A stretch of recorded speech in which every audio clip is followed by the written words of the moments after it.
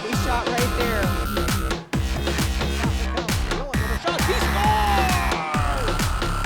Your official home for Beavers sports. On the campus of Bemidji State University, this is The Huddle with Zach Lunt and Dan Amundsen. The Huddle starts now. Welcome to The Huddle. I'm your host, Zachary Lunt. Co-host over here, Dan Amundsen. How's it going? All right, so Dan, we're going to start off the week this week with women's soccer.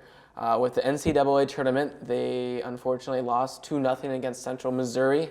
What's your thoughts on that loss? Yeah, so they had this fantastic season. As we know, they really didn't have a loss until this game. Just happened at the wrong time of the year and ended their season. They didn't pull through in the big moments. Yeah. So what's your thoughts like as a player? You take a loss like that. You've had pretty much an undefeated season.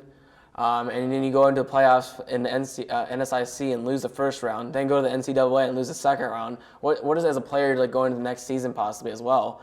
Do you like lose momentum maybe, or just like how do you recover from that? Yeah, well, there's two ways you can look at that. A, it's extremely deflating. That's gonna be a bad feeling in your stomach for a long time, for probably the next few weeks. You're gonna look and say, we were probably one of the best teams in the country, and we really didn't show it when it came time to matter. But at the same time, if you're not a senior who graduated, if you're a player who's returning for next year, you got to take that feeling, that pit that's in your stomach, and you got to learn from that. You got to learn that you don't ever want to feel that again, and next year you want to go back out there, you want to win when it matters. You can do whatever you want in the regular season. All that really matters is making sure you get to that NCAA tournament, or it doesn't matter, right? And so you get into that tournament, and you got to win when it matters, and so you just got to learn from that. Yeah, and next season they won't have Rachel Norton, which was their she had leading this career, leading for BSU for goals and assists for point-wise as well. So that's going to be a big loss for them. So hopefully the coach can keep it rolling and hopefully scout well and get some upcoming players. For sure. So let's transition into football here. BSU wins 69-7 against Minot State. What's your thoughts on the win? It's a great win. It was the last game of the season. That we talked last week about how this was the last game for the seniors. What a way to send off your seniors at home, blow them out. That's awesome. You get a big win like that. We talked about you're going to be able to get your seniors who maybe weren't starting. You're going to be able to get them in, get them to play one last time at Chet Anderson Stadium. So what a fantastic way to end that season. Yeah. So season recap here. So the BSU football team ended with a record of 7-4. What's your thoughts on being 7-4? They had some games. Is this where you saw their record to be, or you think it was going to be more or less? Yeah, at the beginning of the season, before they started playing any games, I would have said, yeah, sure, 7-4, that'd be a really great season. Then they went on that roll, and I was saying, okay, maybe we got something going. Maybe we're going to make the tournament or whatever. But then, they went through that middle season, kind of that middle part of their season. The wheels kind of fell off the bus a little bit. Lost to Upper Iowa really kind of derailed them. But then it was just like we've been talking about the last few weeks. You don't want to completely derail. You want that momentum to kind of keep going and swing back up and end the season on a high note, and they did that despite having a not so good finish to the season. But they've got some tools and they got some lessons learned this season to set up a good season for next year. All right.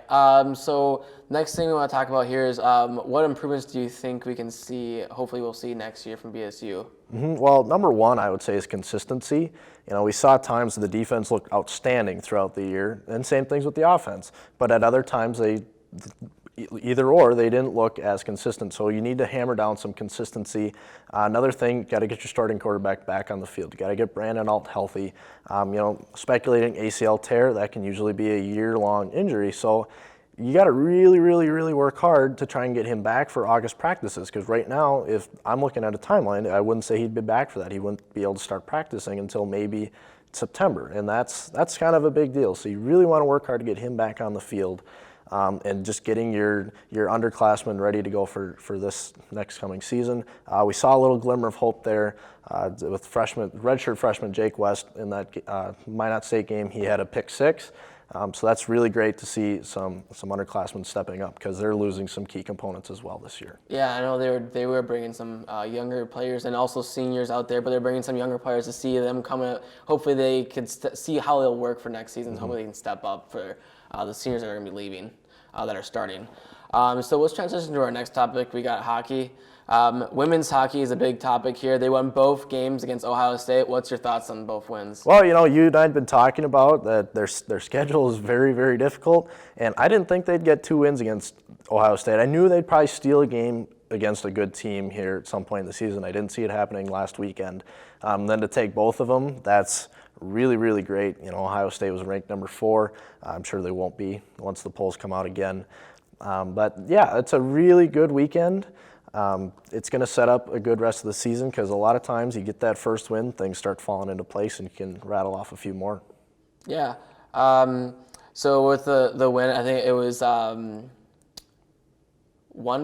Was it for the first game Friday? Believe so. I think it was. Friday was 1-0, and then Saturday was 4-2. I remember that score for sure.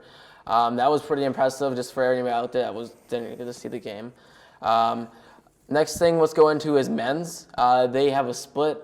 They split their the what am I trying to Series. say? Series. There you go. I just couldn't think of the word right there. They split the series there. They won Friday night 8-3, and they lost Saturday night 1-0. What's your thoughts on that kind of game? Well, it was a really great game on Friday. Scored 8 goals. That's outstanding. Got all good facets of that game working. You got defense, you got goaltending, you got scoring. It's a really great game, but you look back on Saturday, 1-0, very defensive game. You can kind of say there's sometimes an old joke in hockey that you scored too many goals in one night. You kind of got to save some for the next night. They kind of ran out of their goals, used them all up on Saturday when you didn't really need to. Obviously, you want to go and score as many goals in the game as you can, so that's never something you want to go and slow down on if you're in a game like an 8-3 game. But sometimes it's a common thing. You score 8 goals, you might not come back and score it all the next night. So it's disappointing. I would have thought they would have swept that series, especially after the big win, but also not an uncommon thing to lose a game like that. Yeah, they also, I think, the head coach for hockey for the men's was also saying a lot of bounces. They had a lot of bounces go their way on Friday and not a lot of bounces that went their way on Saturday. So a lot of the pucks on Saturday went over the net or on the side of the net, didn't go even in the net. So that's just another big thing there. Their next game is against St. Cloud's. What's your thoughts on this upcoming game? Yeah, it's going to be a tough weekend. St. Cloud ranked number 2. They're a very good team. They've been a really good team. Lost their head coach this past season as he went on to the University of Minnesota, but still got a great program. It's going to be a big test, and I'm going to be honest with you, I wouldn't be surprised if we don't win a game this weekend. It pains me to say that, but at the same time, they're a really good team, so I'll be happy if we just steal an overtime loss out of these games. For sure. Well, that's all we got for this week. We'll see you guys next week.